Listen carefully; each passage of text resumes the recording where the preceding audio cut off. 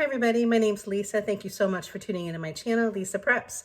So today I'd like to talk to you about just getting one thing ready when you have time each day to just add to your preps. Not necessarily going out to buy something.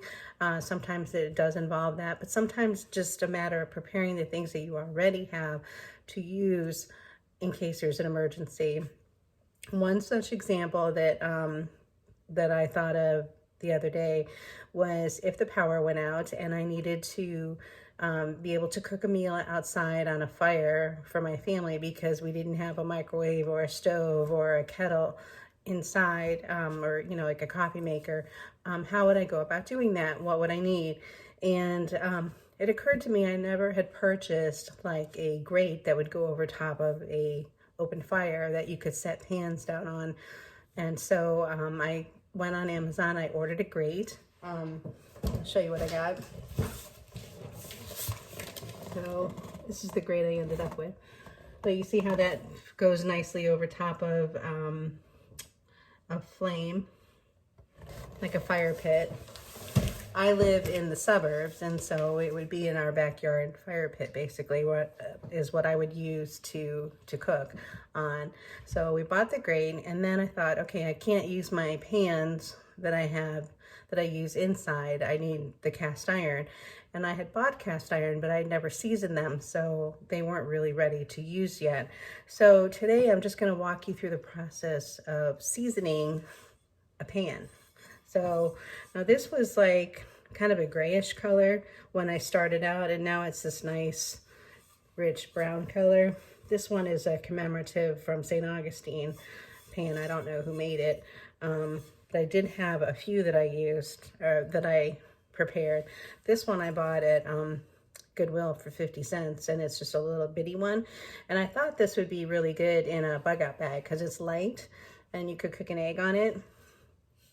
And then this is a Lodge pan, and I had burned something in it once trying to use it before I seasoned it, so that's what that little mark is. But this is Lodge, and they're the only company I found out that actually still makes cast iron ware in the United States, so they're a good company to support. Okay, so I decided my one day in the life of a prepper, what I was going to do is season this pan. So I researched online and watched some YouTube channels.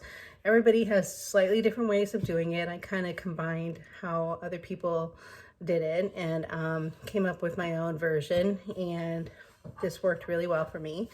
You need to do this like before the power goes out because you need your oven at a high temperature. So this would be really hard to do or impossible to do if the power was gone. So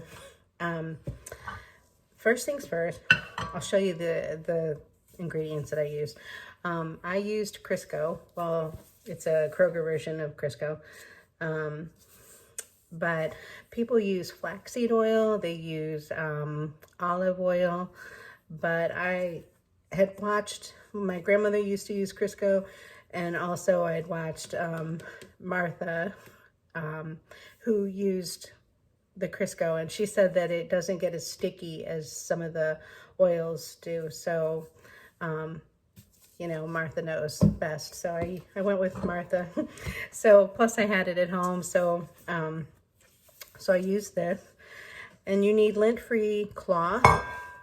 So I used a t-shirt that I cut up as my cloth, and then also lint-free shop towels.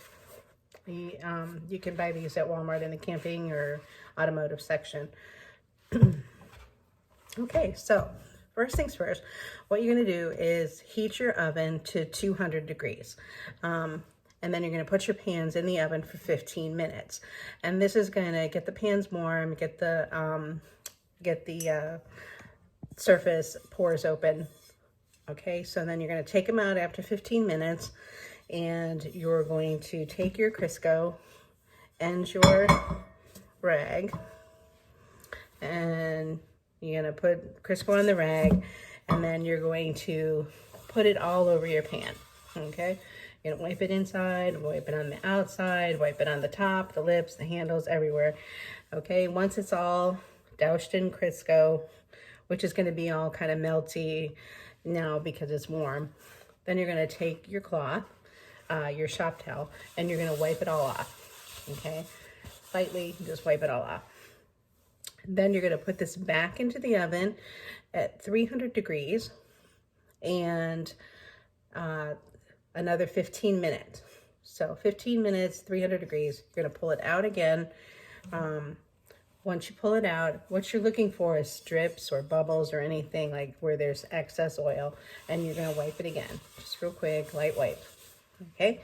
Then it's gonna go back into the oven again at 405 degrees, and you're gonna keep it there for 90 minutes. So an hour and a half, it bakes at 405. And then once 90 minutes is up, you're gonna turn the oven off and you're gonna let it set and cool down in the oven for 2 hours. And then you can pull it out. And then that process is done. So that's one whole process. So what you're gonna end up doing though, is you're gonna do that process 5 times. 5 times. And then you're gonna end up with a pan that looks like this. So some people had suggested 3 times.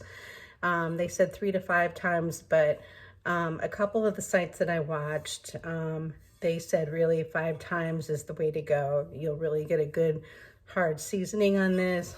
It kind of carbonizes, makes the pan nice and like stick free, and it's a really good start. So when you go to this much trouble to get it done, you figure what's another 2 times. So 5 times total, that process.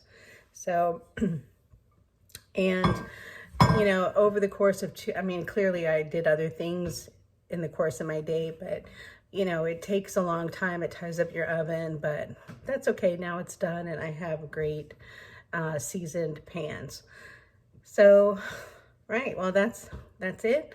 I hope that was clear, and you know, leave comments below, and I hope to do more of these little video series to help people just think of things that you might not normally think of to get ready in case there's an emergency. So, all right, well, you have a great afternoon, and we'll talk to you again soon. Take care. Bye-bye.